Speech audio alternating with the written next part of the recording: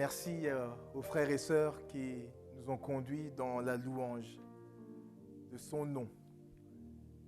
Merci au Seigneur pour vraiment le fait de tirer de nos cœurs la juste louange qui lui est due. Il est le Dieu incomparable. Il est tout simplement celui qui a créé toutes choses, créateur du ciel, de la terre. Il nous a créés dans son amour et il nous a recréés en Jésus-Christ. Après que le péché est, pour ainsi dire, nous est déformés à travers cet événement avec Adam dans le jardin d'Éden et à travers cet héritage spirituel que nous avions en Adam, nous étions comme déformés en gardant toutefois comme la trace de l'image de Dieu. Ça se voit peut-être par des bonnes intentions, ça se voit par une recherche parfois de ce qui est juste, etc., de pensées qui sont honorables. Mais bien souvent, malgré tous nos efforts, nous nous sommes montrés incapables d'être parfaitement justes, d'être parfaitement saints. Nous avons même été, parfois, des hommes, des femmes qui ont offensé autour d'eux, qui ont fait du mal sans peut-être le vouloir, ou peut-être que nous avons voulu nous venger aussi, à une époque, je ne sais pas. Et tout cela, en réalité, était comme la manifestation d'une nature qui n'était plus celle que le Seigneur avait voulu auparavant. Et non seulement ça, le péché dans ses conséquences nous a immédiatement séparés spirituellement de Dieu. Non pas que nous n'avions plus l'idée que Dieu existe, ou bien que nous avions totalement perdu ce repère à travers ce qu'on peut voir d'ailleurs dans la création de l'existence de cet être suprême qui est Dieu, mais nous ne pouvions plus avoir auparavant de relations personnelles, intimes avec Dieu. Et béni soit Dieu, parce qu'en Jésus, il est venu rétablir la possibilité de cette relation. Et cette relation, maintenant, nous pouvons la vivre pleinement.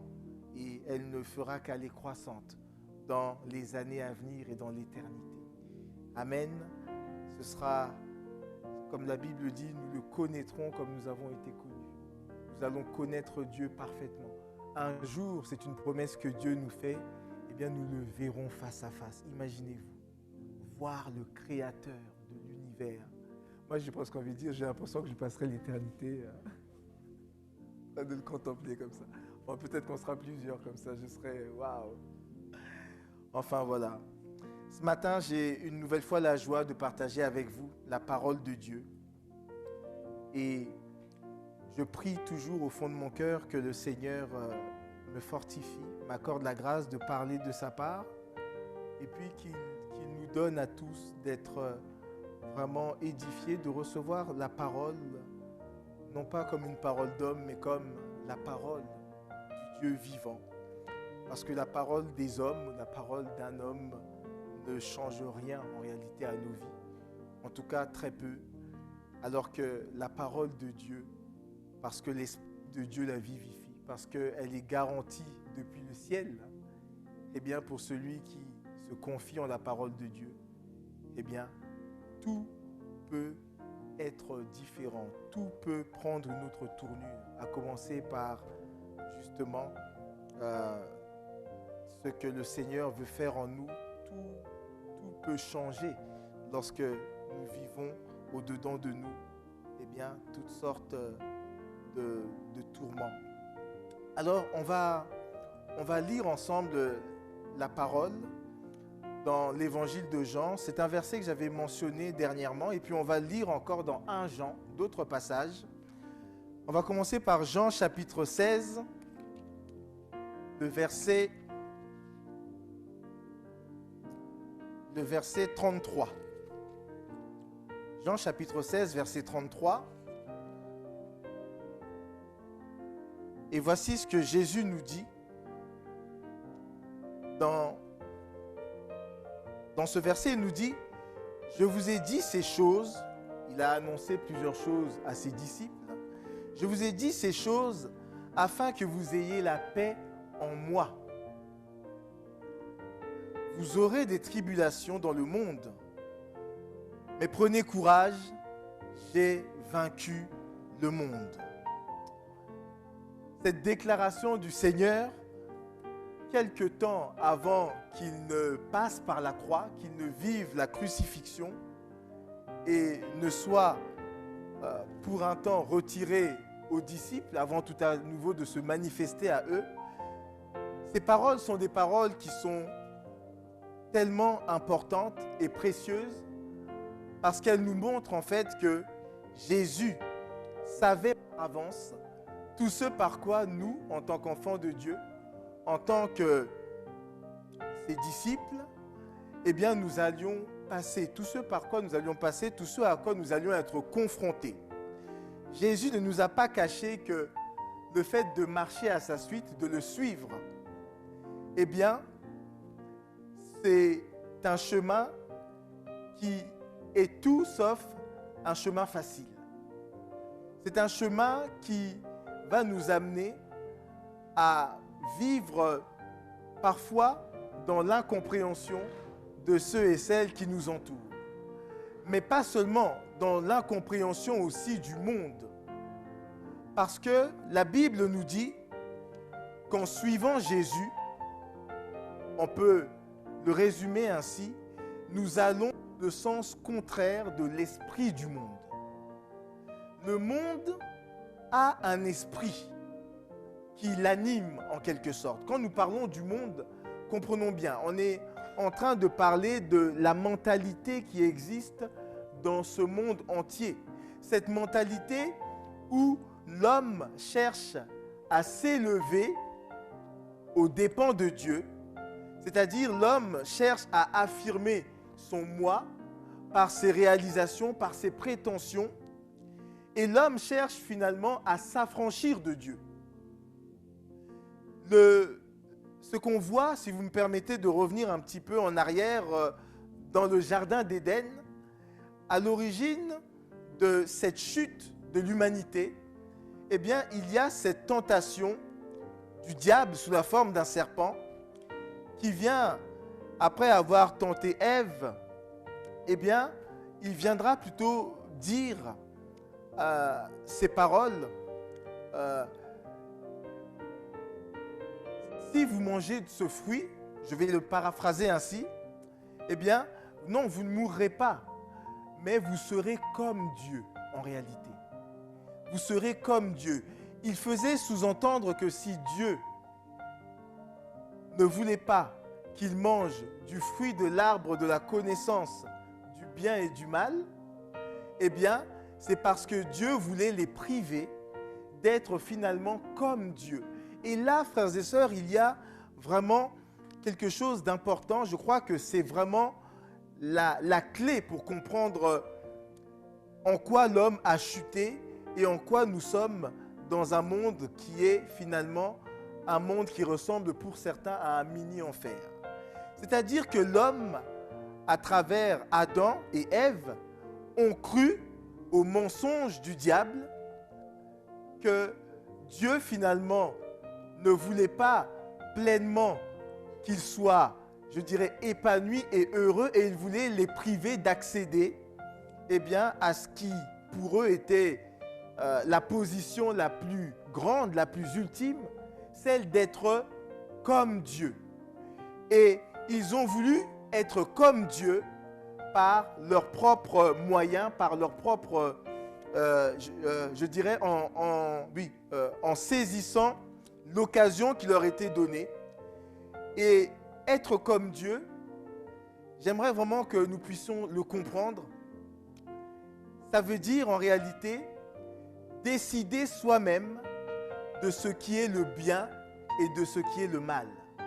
L'arbre de la connaissance du bien et du mal, ce n'est pas simplement, il y en a qui pensent que c'est une pomme, hein, vous avez entendu cela aussi, hein, voilà. Il n'y a pas de pomme dans la Bible, hein, mais eh bien, à côté de l'arbre de la vie qui était là, il y avait dans le jardin d'Éden, au centre du jardin, il y avait l'arbre de la connaissance du bien et du mal, et Dieu avait interdit à l'homme d'accéder à cet arbre parce que Dieu ne voulait pas que l'homme puisse décider lui-même de ce qui est bien et de ce qui est mal. Parce qu'à ce moment-là, il prend la place de Dieu, il devient comme Dieu. Nous vivons dans un monde où l'être humain, sous prétexte qu'il sait faire des choses, il sait, je dirais, par exemple, réaliser maintenant certains clonages, etc., eh bien, cette connaissance-là va l'amener à aller plus loin sans tenir compte de ce que Dieu en réalité pense. Et j'entendais dernièrement, c'était en France, hein, je ne sais pas si vous avez eu cette information-là également, c'était il y a environ un mois, j'entendais que, eh bien, en France avait été réalisée pour la première fois la première greffe de l'utérus.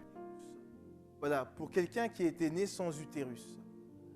Et c'était donc, il y a eu un succès par rapport à cette greffe. Et puis voilà que la piste était envisagée de dire, mais pourquoi pas, dans les années à venir, rien maintenant ne nous empêche de penser l'homme, c'est-à-dire, oui, l'homme à la différence de la femme, on pourra envisager également qu'il puisse bénéficier de la greffe d'un utérus et puis ensuite donc de pouvoir porter aussi un enfant. Vous voyez un petit peu là où ça va? C'est-à-dire qu'il y a là, à cause de la connaissance, eh bien, il y a une séduction et une recherche quelque part de vouloir être comme Dieu en mettant de côté eh bien, le cadre, les limites que Dieu a fixées pour notre bien. Lorsque Dieu nous met des limites dans notre vie, lorsqu'il nous dit de ne pas aller dans telle direction ou dans telle autre, il n'y a que bienveillance, il n'y a qu'amour, il n'y a que, je dirais, bonté de la part de Dieu. Ce n'est pas, ça n'a rien à voir avec une sorte, je dirais, voilà, tout simplement de volonté de nous contrarier, de volonté tout simplement voilà, de régner sur nous de manière dure, de manière autoritaire. Tout cela n'est que l'expression de sa bonté. Alors, je ne sais même pas pourquoi je vous ai dit tout ça ce matin. Je vous le dis en réalité. Si je veux revenir maintenant à ce que vraiment je voulais vous partager par rapport à ce qui était prévu, eh bien, nous comprenons en fait que Jésus avait prévu que nous allions, en tant qu'enfants de Dieu, traverser des moments difficiles et connaître des tribulations, connaître des épreuves, connaître de l'adversité, connaître parfois de la méchanceté de la part des hommes, connaître le rejet, connaître parfois, oui, toute forme de mépris, etc. Il le savait et il nous a dit ici, mais prenez courage, j'ai vaincu le monde. Prenez courage, j'ai vaincu le monde. Vaincre le monde, c'est ce que Jésus a fait et c'est ce que Jésus veut que nous puissions aussi faire. Le monde dans sa mentalité, telle que nous l'avons dit, mais le monde dans ses prétentions, le monde dans son orgueil, le monde dans également ses tentations. Un homme de Dieu a dit ceci, lorsque la Bible nous parle du salut, et c'est vrai lorsqu'on regarde cela de près, eh bien, il est beaucoup plus question d'être sauvé de la mentalité de ce monde, et ainsi nos âmes sont sauvées, plutôt qu'être directement sauvé de l'enfer. Alors, ça va ensemble, hein, mais c'est-à-dire que si nous comprenions que Dieu veut nous sauver du monde, de cette génération perverse, c'est-à-dire une génération, une humanité qui est déviée, une humanité qui n'accomplit pas le but de Dieu, c'est-à-dire de permettre, c'est-à-dire que l'homme vive en relation intime avec Dieu et que ainsi les hommes puissent vivre en paix les uns avec les autres, eh bien dans cette humanité qui est déviée et prétentieuse, Dieu veut que nous puissions marcher à contre-courant et ainsi être vainqueurs sur ce monde. Dieu veut que nous ne soyons pas conformes à la mentalité de ce monde. C'est ce que nous dit aussi l'apôtre Paul dans l'épître aux Romains. Il nous mettra en garde pour le fait pour que nous ne nous conformions pas à l'état d'esprit de ce monde, à l'état d'esprit où l'intérêt personnel, où les réalisations du moi passent avant toute chose, où nous sommes prêts à parfois à franchir toutes les limites que Dieu fixe pourvu que notre ego soit satisfait. Le renouvellement de l'intelligence, c'est le Saint-Esprit qui l'opère. Et en vous lisant en fait ce texte, je voudrais revenir vraiment à la personne du Saint-Esprit. Vous savez que si nous pouvons vaincre, être victorieux à l'image de Jésus dans ce monde, c'est parce que Dieu nous a donné son esprit, l'esprit de Dieu. On en a parlé la semaine dernière, on a dit que l'esprit de Dieu, c'est l'esprit de gloire, c'est celui qu'on appelle le Paraklétos. Le Paraklétos comme étant, cet ami fidèle qui se tient toujours à nos côtés, qui est là pour nous défendre, pour plaider notre cause, qui est là pour nous soutenir. Il est là pour nous fortifier. Il est là pour nous conseiller. Il est là pour nous consoler également. Il est là pour nous encourager, c'est-à-dire nous donner le courage dont nous avons besoin. Il est là aussi pour nous reprendre, pour nous avertir, pour nous réprimander lorsqu'il le faut. Mais tout cela se fait par amour pour nous. Tout cela se fait pour que nous puissions à notre tour être vainqueurs dans ce monde et ne pas être emportés loin du cœur de Dieu, loin, comprenez bien, on ne sera jamais emporté du cœur de Dieu au sens où Dieu nous aimera toujours. Mais comme si nous serions pris par une telle séduction que finalement, la parole de Dieu sera pour nous comme une lettre morte ou bien quelque chose face auquel nous aurons le cœur endurci. Parce que tout simplement, nous aurons aimé le monde plus que Dieu. Nous nous serions laissés séduire par, je dirais, cet appel, ce chant du monde pour que nous puissions, prendre tout ce qu'il nous propose comme étant une richesse plus grande que Christ. Et nous comprenons que ce n'est pas là la volonté de Dieu pour nous. Il faut, pour ceux et celles peut-être qui nous rejoignent et qui entendent l'Évangile pour la première fois, il faut comprendre que Dieu aime le monde. Il aime ce monde d'un amour infini, mais il n'aime pas la mentalité de ce monde.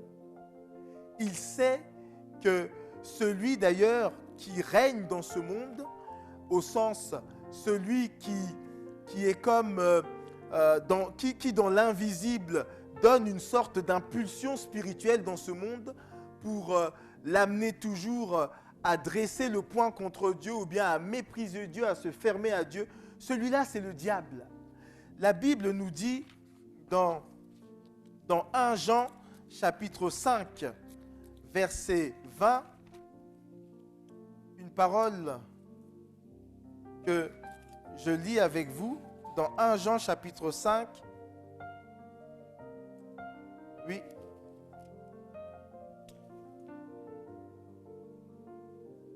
Oui. Il nous est dit, verset 19 plutôt, nous savons que nous sommes de Dieu et que le monde entier est sous la puissance du malin.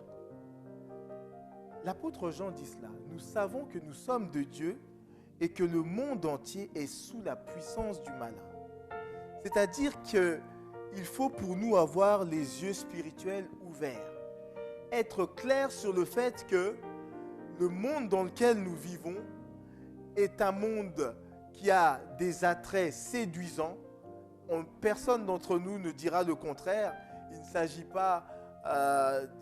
pas pour nous de confondre la mentalité de ce monde que Dieu désapprouve, rejette, et puis, je dirais, ce qui dans ce monde, eh bien, n'a rien de mauvais en soi, dans le sens où nous pouvons user de ces choses sans pour autant que nous puissions être là en train d'embrasser la mentalité de ce monde. Hein.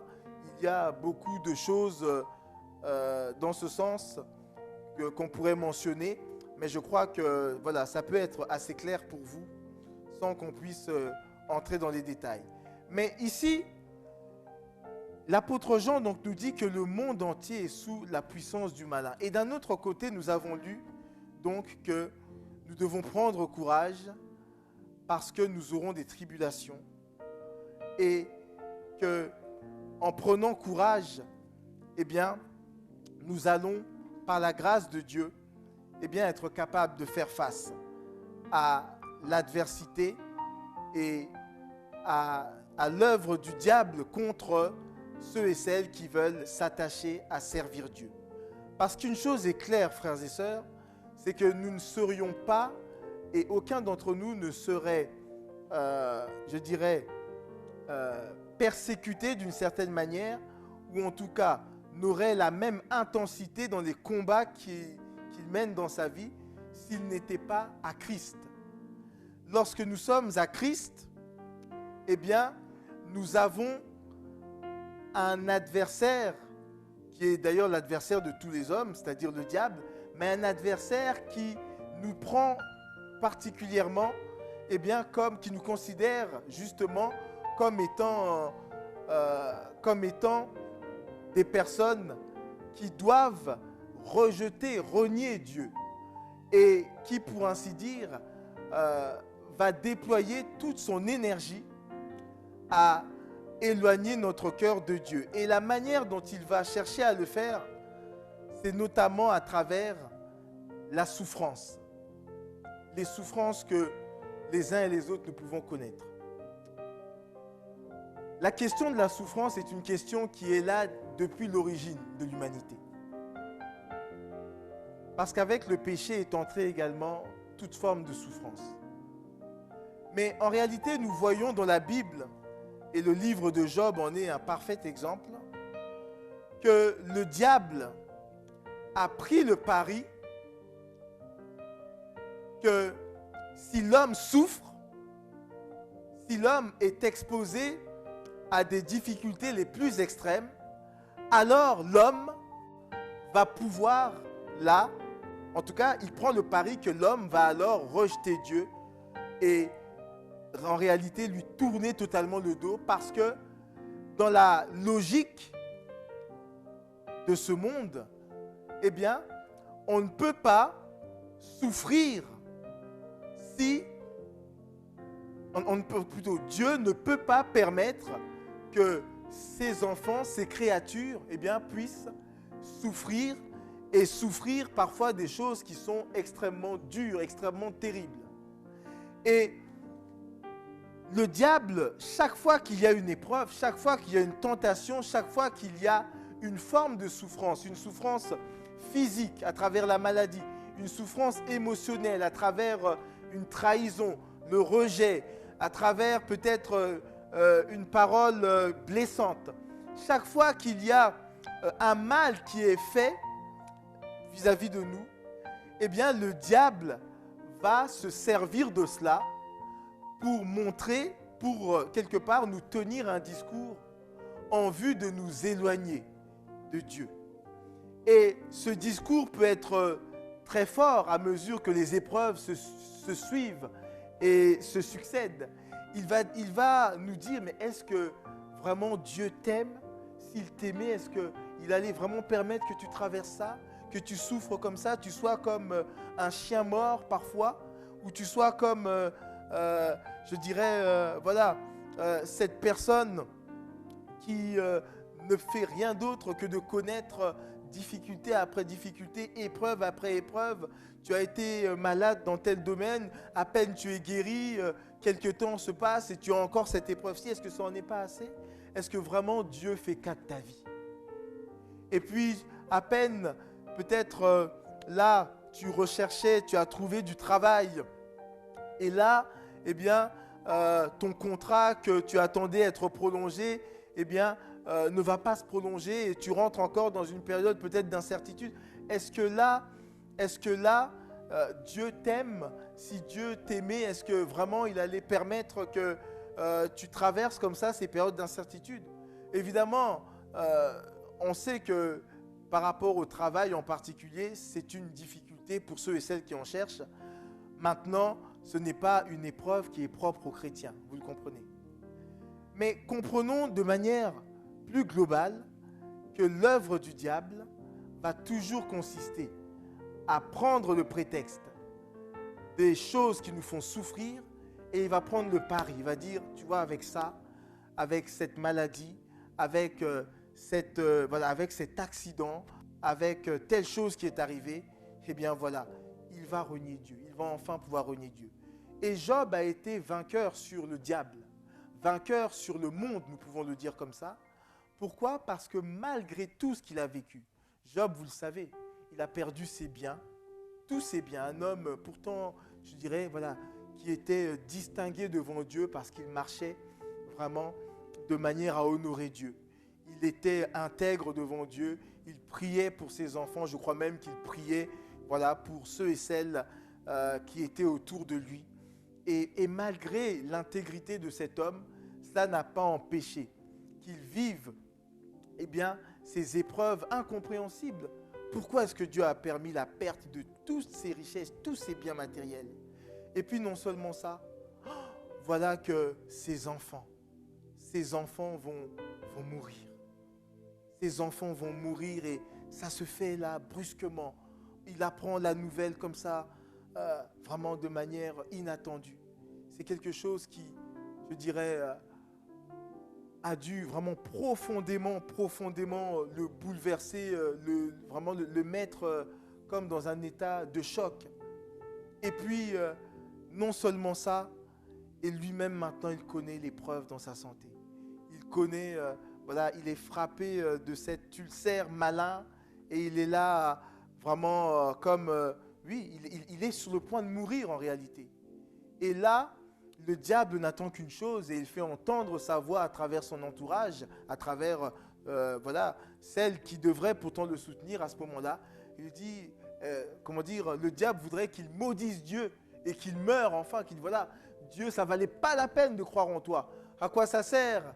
À quoi ça sert de marcher de manière intègre, d'être juste devant toi? Et là, en fait, Job n'a pas réagi ainsi. Ça n'a pas été facile. Vous connaissez le livre de Job. Il a pu parler à Dieu avec un cœur sincère. Il a pu, je dirais, voilà, après ce temps de deuil et même dans ce temps de deuil, parler vraiment peut-être avec, oserais-je dire, l'amertume de son cœur, l'incompréhension de son cœur. Mais Dieu, qui est compatissant, n'a pas jugé que Job avait péché par là.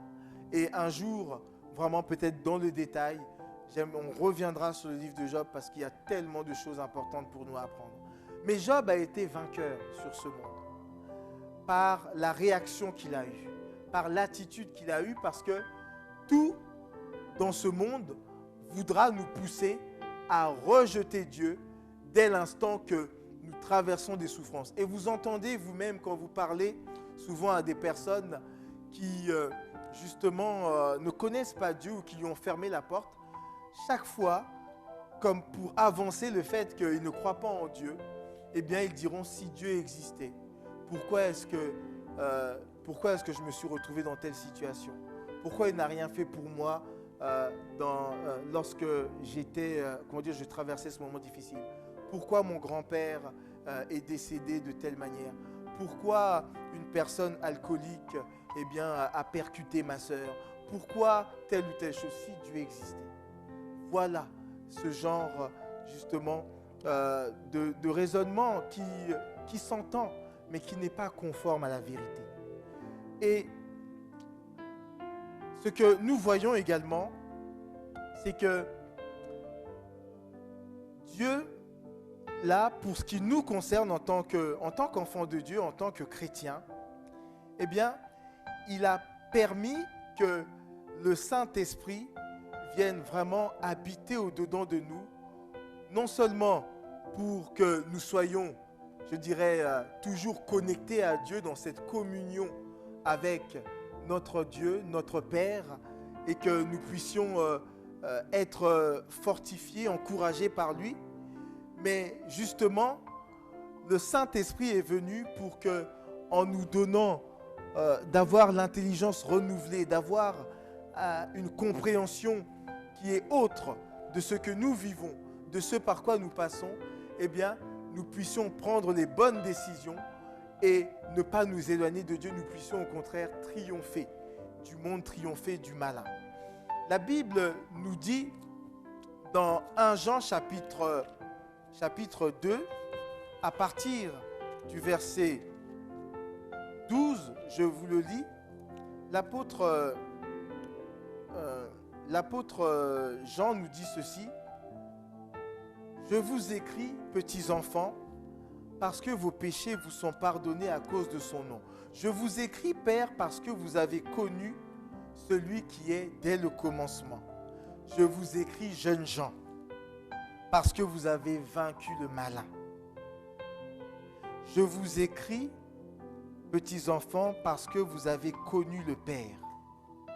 Je vous ai écrit, Père, parce que vous avez connu celui qui est dès le commencement.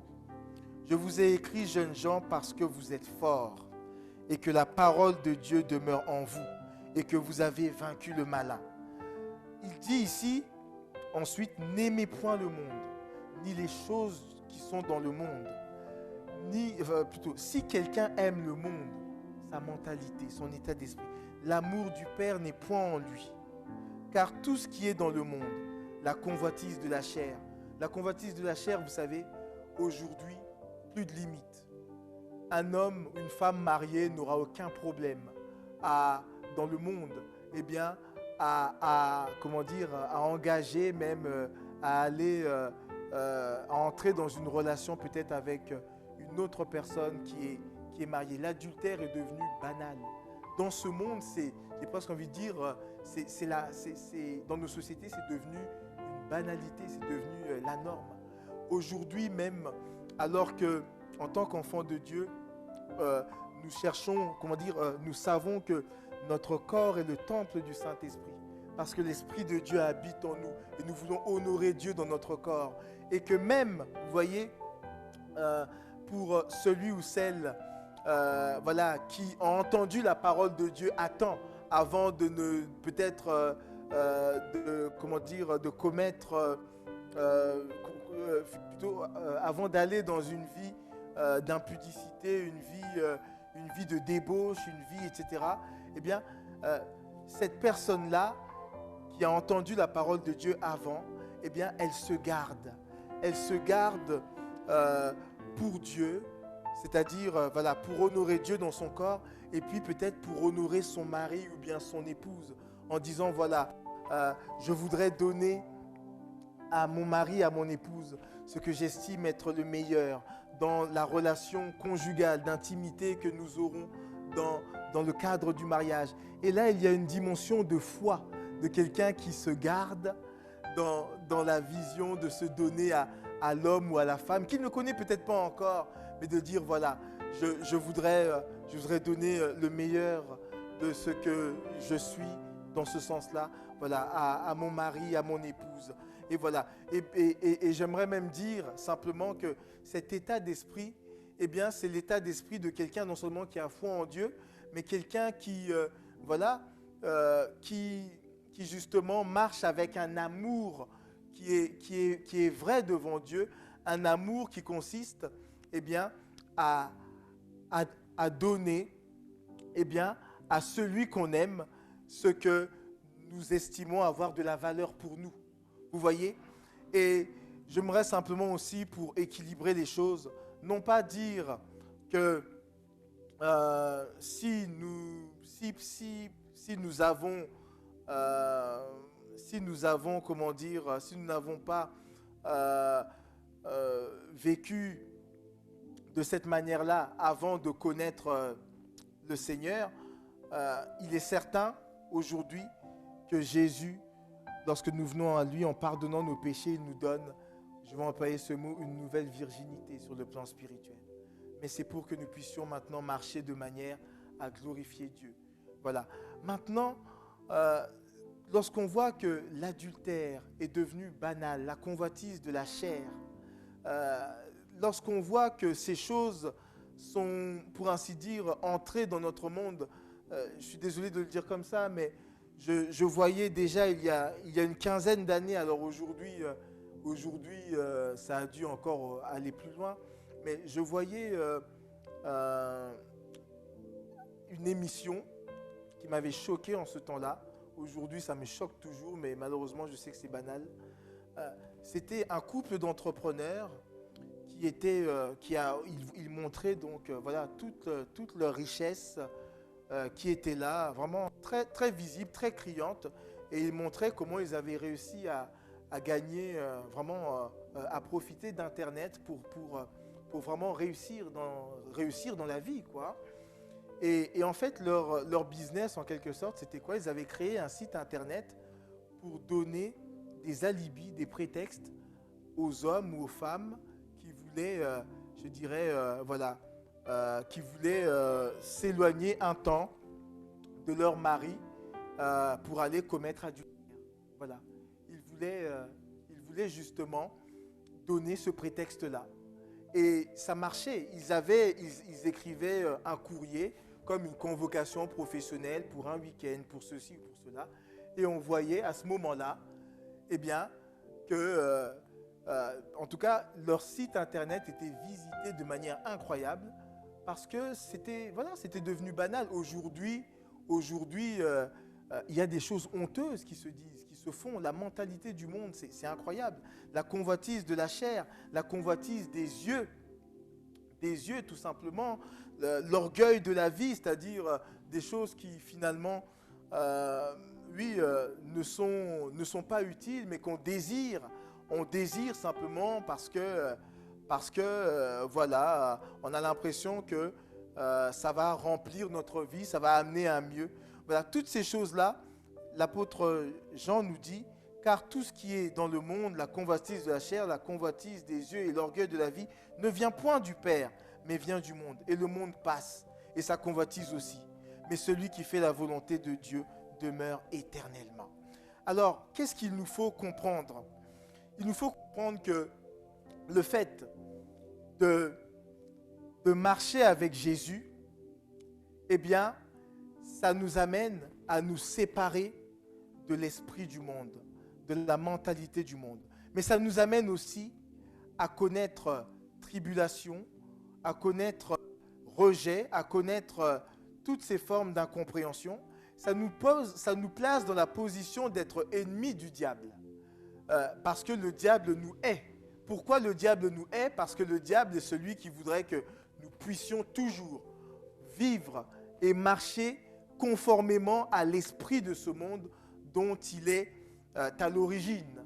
Voilà, où aujourd'hui, on va donc consommer toutes sortes de péchés, toutes sortes de mal, mais sans se préoccuper de ce qui est bien devant Dieu. Ça n'a aucun intérêt pour beaucoup ici. Pour beaucoup donc dans le monde, hein. Quand je dis ici, c'est-à-dire dans le monde, hein.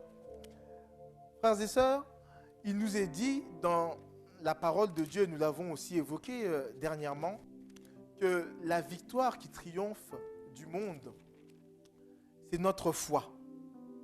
C'est notre foi. Parce que, comme le dit 1 Jean, chapitre 5, le verset 4 et 5, hein, je le relis, hein, parce que tout ce qui est né de Dieu triomphe du monde, et la victoire qui triomphe du monde, c'est notre foi. Qui est celui qui a triomphé du monde, sinon celui qui croit que Jésus est le Fils de Dieu? Parce que nous sommes nés de Dieu, nés de nouveau, eh bien, l'Esprit de Dieu qui est venu habiter en nous, nous donne la grâce de pouvoir triompher. Triompher, c'est-à-dire pas, je vais employer cette expression en disant pas une victoire à la Pyrrhus, comme on dit, hein, c'est-à-dire une victoire où on aurait gagné, mais en ayant perdu, je vais caricaturer un peu, en ayant perdu un bras, une jambe, en ayant, voilà. Non, c'est une victoire spirituelle où nous sommes vraiment plus que vainqueurs sur ce monde, parce que le diable n'aura pas réussi à nous faire embrasser la convoitise du monde, l'orgueil de la vie, la convoitise des yeux, etc. Tout ça. Il n'aura pas réussi non plus à nous amener à renier Jésus à travers les différentes souffrances, à travers, je dirais, les difficultés que nous pouvons rencontrer dans notre vie. Il n'aura pas réussi, il aura été en échec. Pourquoi ? Parce que nous sommes vraiment nés de Dieu, nous avons connu le Père, nous avons connu Jésus-Christ, nous avons le Saint-Esprit qui nous a fortifiés, il nous a encouragés, il nous a, je dirais tout simplement, donné toutes les ressources dont nous avions besoin pour marcher à contre-courant dans ce monde. Oui, la Bible nous dit que celui qui veut vivre pieusement sera persécuté, mais qu'importe, pourvu que nous puissions nous attacher à Dieu, pourvu que nous puissions nous attacher à Jésus, oui, pourvu que tout simplement, toi et moi, nous puissions, pour ainsi dire, franchir la ligne d'arrivée en étant, toujours trouvés dans la foi en Jésus-Christ, dans, cet état d'esprit où nous disons que Jésus est notre plus grand bien, notre plus grand trésor. Et c'est là, frères et sœurs, la clé aussi que nous devons vraiment avoir. Et l'Esprit de Dieu nous donne cette clé. Parce que comment triompher de ce monde ? C'est en marchant selon l'Esprit. Et l'Esprit va nous amener à avoir une révélation toujours plus intime, plus profonde de Jésus. À tel point que nous n'aurons pas l'impression que l'Esprit de Dieu, en tout cas que dans notre relation avec Dieu, Dieu nous dise, Taram, ne vole pas, ne triche pas, ne commet pas d'adultère, mais c'est juste que j'en ai juste pas envie. J'aime tellement Jésus, je suis Jésus, et c'est tellement naturel, ça devient tellement naturel à la mesure où je grandis dans ma communion avec lui que je ne pense même plus à ça, c'est même plus dans ma sphère de raisonnement. Vous voyez, une mauvaise façon de comprendre l'appel de Dieu dans notre vie, l'appel à marcher à sa suite, à le suivre, c'est de comprendre justement que Dieu nous parle toujours par des interdictions. Ne fais pas ceci, ne fais pas cela. Oui, c'est vrai que Dieu nous met en garde contre la mentalité de ce monde. C'est vrai qu'il nous demande de rejeter ces choses-là. Mais comment le rejeter ? Il suffit de détourner notre regard de cela. Et les détourner, alors vous allez dire, ce n'est pas toujours facile. Et c'est parce que l'Esprit de Dieu, dans la communion avec lui, vraiment avec la parole de Dieu, va nous amener à apprécier plus, avec plus de joie, plus de plaisir ce que nous avons en Christ, que je dirais ce que nous propose le monde. Et à partir de là, en marchant par l'Esprit, nos regards vont être différents, nos repères vont être différents. Nous n'allons plus être de ceux qui croient que Dieu, par exemple, nous empêche de tourner en rond.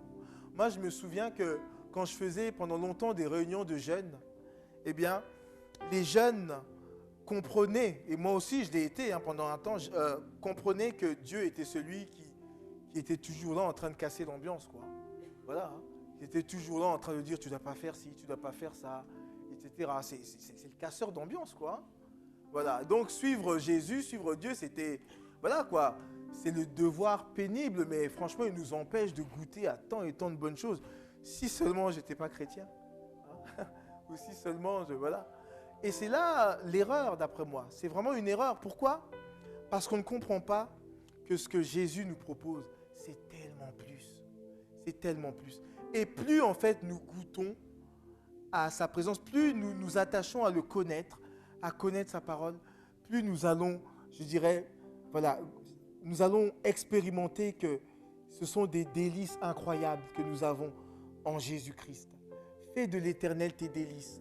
Oui, alors en me tournant vers le Seigneur, le Saint-Esprit va faire en sorte que ma relation avec lui soit délice pour mon âme, soit vraiment, voilà, vraiment source de vie, tout simplement, source de paix, de joie, je dirais source de réjouissance incroyable, où je me sentirai comblé, où je vais sentir justement que Dieu a tout prévu pour que je sois heureux dans ma relation avec lui et que je n'ai pas besoin de rechercher ailleurs ce que j'ai pleinement en Jésus-Christ. L'esprit du monde, contrairement à l'esprit de Dieu, plutôt l'esprit de Dieu contrairement à l'esprit du monde, excusez-moi, eh bien, va lui nous encourager, plutôt va lui, en nous révélant ce qui est à Jésus, il va mettre cela comme un plat délicieux pour notre âme, sans que pour autant nous ne soyons manipulés pour manger de ce plat. Comprenez bien.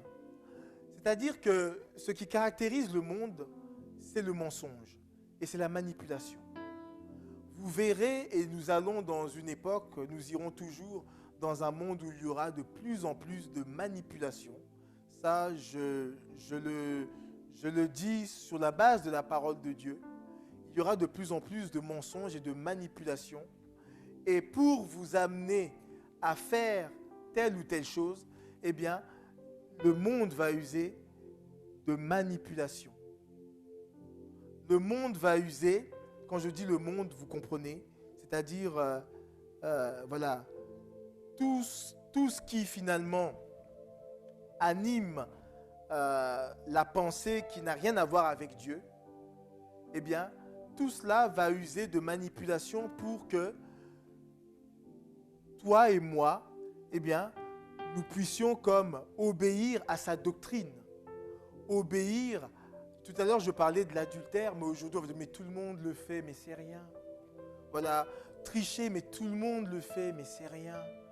Voilà, voilà, comme dans tant d'autres domaines. Voilà, tout ça, ce sera rien.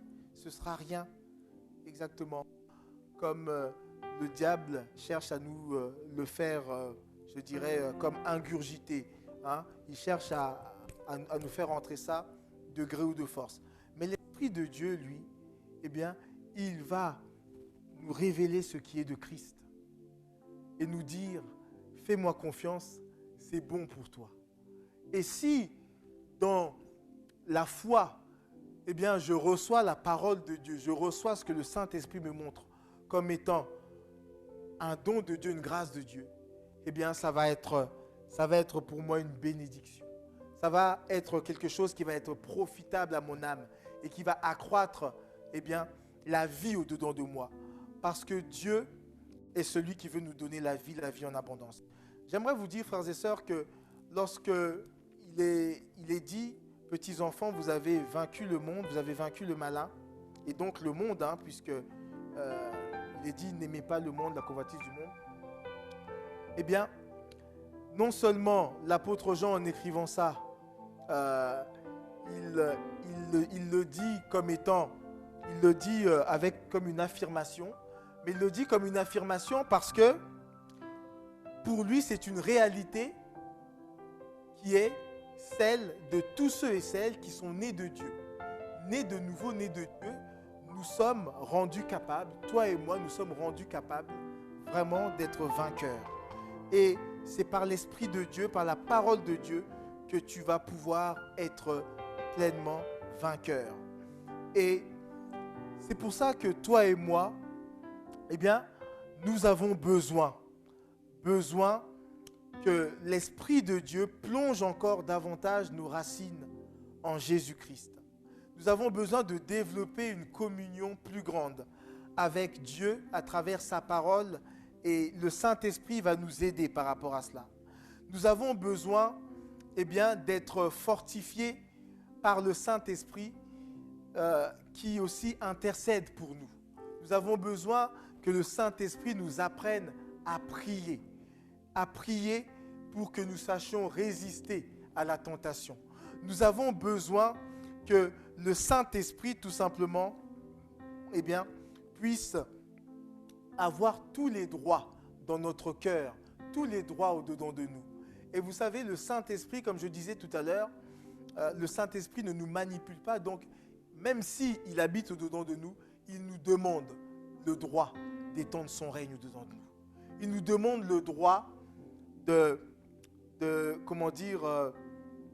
d'aller plus loin avec nous. Et cela, ça va être un renoncement à une chose pour gagner autre chose. Souvent, nous tenons dans la main, c'est une image qui a souvent été donnée, comme un morceau de pain rassis que nous serrons fort parce que nous croyons que c'est pour nous une nourriture, c'est pour nous une richesse, c'est pour nous quelque chose qui nous est profitable. Alors que le Saint-Esprit, voudrait que nous puissions abandonner cela pour nous donner, j'ai envie de dire, le pain frais, pour nous donner ce qui est vraiment une nourriture pour notre âme. Le Saint-Esprit, frères et sœurs, je le disais dernièrement, il nous a été donné comme vraiment pour vraiment témoigner, pour moi, je l'interprète ainsi, pour que Dieu puisse témoigner à nous qui n'étions pas grand-chose. Dieu est venu habiter en nous et là, il y a ce témoignage du Saint-Esprit que Dieu veut nous donner le meilleur, ne serait-ce qu'à cause de sa présence au-dedans de nous. Et lorsque vraiment nous attachons à développer cette relation avec le Saint-Esprit, frères et sœurs, nous serons non seulement dans une relation, nous allons bénéficier d'une vie plus grande, de la manifestation plus abondante de la vie de Christ dedans de nous. Mais cette manifestation abondante, plus abondante, va aussi nous amener à être vainqueurs et plus que vainqueurs sur ce monde. Le Saint-Esprit, frères et sœurs, va nous donner les clés pour justement vivre ces victoires. Et en ouvrant cette parenthèse, que par rapport, vous savez, au combat que plusieurs chrétiens peuvent avoir en rapport avec des péchés qui sont récurrents. Il y a souvent des frères et sœurs qui combattent dans leurs pensées, dans leur corps, qui combattent avec toutes sortes, je dirais, de tentations. J'aimerais vraiment vous dire que le Saint-Esprit est capable de vous rendre plus que vainqueur. Plus que vainqueur, vous qui voulez plaire à Dieu de tout votre cœur. Il y a là une dimension de révélation que le Saint-Esprit veut nous accorder. Et vous voyez, je veux vraiment donner cet exemple. Peut-être que je l'ai déjà donné, je ne sais plus, parce que souvent je le mentionne. Vous savez, notre volonté en tant qu'être humain, notre volonté même de plaire à Dieu, ça reste en tout et pour tout comme une force. Une force qui n'est pas à négliger, mais une force qui va être impuissante face à ce qu'on peut appeler une loi. Vous voyez, lorsque j'essaie de lever ma main, ainsi, je suis là soumis. Alors, j'exerce ma volonté. Il y a une force qui est là, qui est manifestée. Mais je suis soumis à une loi. Et cette loi, c'est la loi de la gravité. Vous voyez ? C'est cette loi qui fait que dans un quart d'heure, ma main va être là. Dans une demi-heure, elle sera là. Et puis après, elle sera tout simplement là. Voilà. Parce que la volonté, la force, ne peut pas triompher d'une loi qui est la gravité. La volonté, la force, ne peut pas triompher d'une loi qui est la gravité. Et ce que les chrétiens ont du mal à comprendre, ce sur quoi vraiment le Saint-Esprit a besoin de nous donner une révélation, c'est que le péché, plus qu'une tentation, plus qu'un acte qui est commis par l'un ou par l'autre, le péché est une loi. Le péché est une loi. Et lorsque nous essayons de vaincre le péché par nos efforts, par notre volonté, ce n'est juste qu'une force qui essaie de lutter contre une loi. Et qu'est-ce qui va se passer ? Eh bien, la loi du péché et de la mort, comme nous dit Romains chapitre 7, va triompher. la loi du péché, elle va triompher de notre volonté. Mais par contre, en Jésus-Christ, il y a quelque chose qui s'est passé à la nouvelle naissance, c'est que le Saint-Esprit est venu habiter en nous. Et je voudrais vous dire que le Saint-Esprit est une loi. Le Saint-Esprit, c'est une loi de la grâce, certainement, mais une loi qui est supérieure à la loi du péché et de la mort. Un homme de Dieu, duquel donc je tire l'exemple que je vous donne, expliquait ceci, il disait, dans la nature, on sait que tout est soumis à la loi de la gravité, sauf les objets ou bien qui ont une densité inférieure à un certain seuil. En dessous d'un certain seuil, eh bien, par exemple, ce n'est pas un objet, mais par exemple, le gaz qu'on appelle l'hydrogène, voilà, a une densité qui est inférieure à un certain seuil, et à partir de ce seuil, ce n'est plus la loi de la gravité qui l'emporte. L'hydrogène, ça s'envole. Enfin, l'hélium, quand vous voyez les ballons gonflés à l'hélium, eh bien, qu'est-ce qu'ils font? Ils s'envolent. Ils ne sont pas soumis à la loi de la gravité parce qu'il y a un seuil en dessous, c'est-à-dire qu'il y a une densité qui est inférieure à un certain seuil. Et en fait, cet exemple-là, il est très simple à comprendre du moins. C'est de dire que l'Esprit de Dieu nous fait échapper à la loi du péché et de la mort, parce que lorsque nous vivons en communion avec l'Esprit de Dieu et que nous avons eu la révélation de notre mort, là c'est là la clé, notre mort avec Jésus et de notre résurrection avec lui, une révélation profonde pour laquelle je vous inciterai toujours à prier, eh bien, alors là, nous pouvons activer spirituellement, ce n'est pas que nous l'activons, mais c'est que quand il y a cette révélation, la loi de l'esprit de vie en Jésus-Christ va m'affranchir de la loi du péché et de la mort. Romains chapitre 8, verset 1. C'est pour ça qu'il y a une mauvaise compréhension de Romains chapitre 7, je le crois.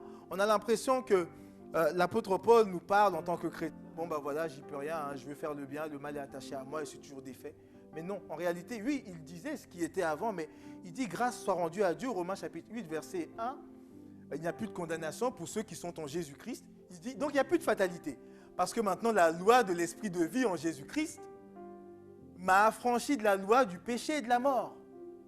C'est une loi nouvelle dans laquelle nous vivons, une loi qui fait que, eh bien, ceux qui sont morts en Jésus-Christ et qui sont ressuscités avec lui, eh bien, sont comme l'hydrogène, qui vont échapper, j'ai envie de dire, à la gravité, à la loi de la gravité. Et c'est en réalité, ce n'est pas avec la force de notre volonté, tout commence par la foi dans notre mort en Jésus-Christ et dans notre résurrection. Cette foi-là qui va amener, à travers donc la révélation que nous avons reçue, qui va amener à ce que cette puissance de vie, cette loi de la résurrection, puisse enfin se manifester. Il faut que la loi de la résurrection se manifeste dans notre vie. Mais tout cela, en réalité, frères et sœurs, l'Esprit de Dieu nous conduit à le vivre. Pas simplement à le théoriser ou bien à le penser, mais en fait à le vivre.